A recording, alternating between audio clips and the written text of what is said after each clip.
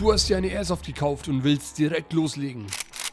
Im Laden hast du gerade noch verstanden, dass es sich bei diesen Airsoft-Waffen um echte Waffen laut Waffengesetz handelt. What?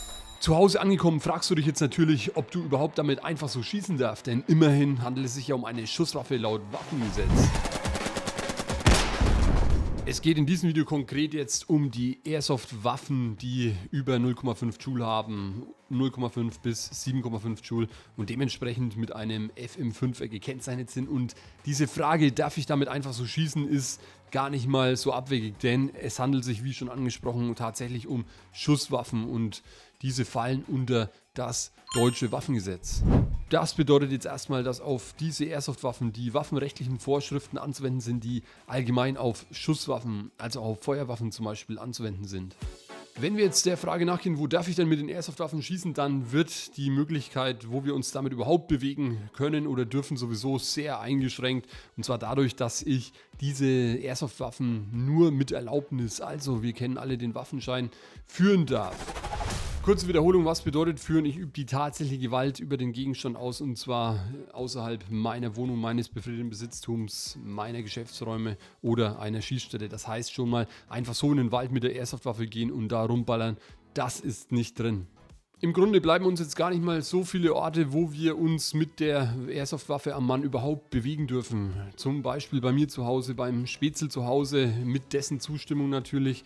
Oder bei Vatern in der Firma, wenn das Gelände befriedet ist. Das heißt, ausreichend großer Schutz außenrum, Zaun außenrum zum Beispiel, gute Lösung. Ja, dann als nächste Möglichkeit und auch schon letzte fällt mir einfach nur noch ein, das Airsoft-Feld, wobei es sich da ja in der Regel auch um ein fremdes, befriedetes Besitztum handelt. Ja, und hier dürfen wir dann eben die Airsoft-Waffe entweder ohne Erlaubnis führen oder eben, wenn wir bei uns zu Hause die Airsoft-Waffe am Mann haben zum Beispiel, dann führen wir sie ja gar nicht.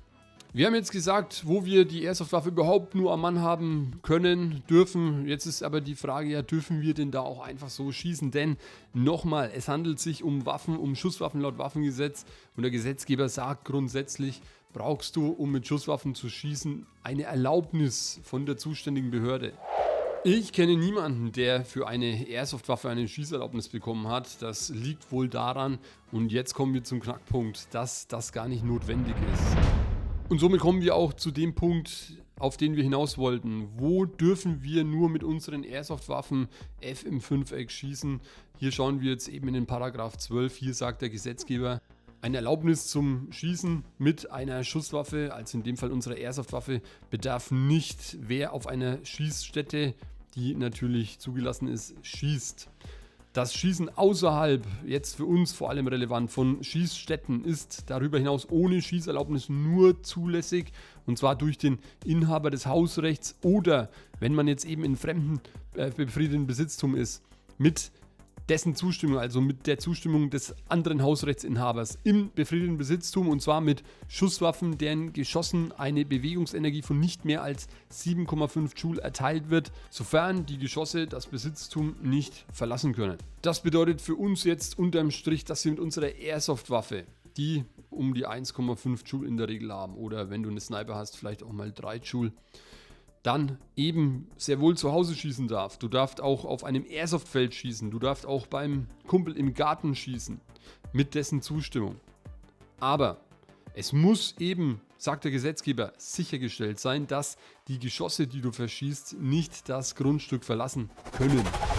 Das ist auch ein Punkt, wo ziemlich viel Unklarheit herrscht. Was bedeutet das denn jetzt? Ist es sichergestellt, wenn ich mir als Schütze sicher bin, dass das Geschoss, wenn ich jetzt schieße, nicht das Grundstück verlässt? Bedeutet, ich schieße jetzt zum Beispiel irgendwo auf eine Zielscheibe, die ich mir aufgebaut habe, mit den Abmessungen 1x1 Meter. Dahinter ist gleich der Gartenzaun und ich sage, ich bin mir sicher, dass ich immer treffe.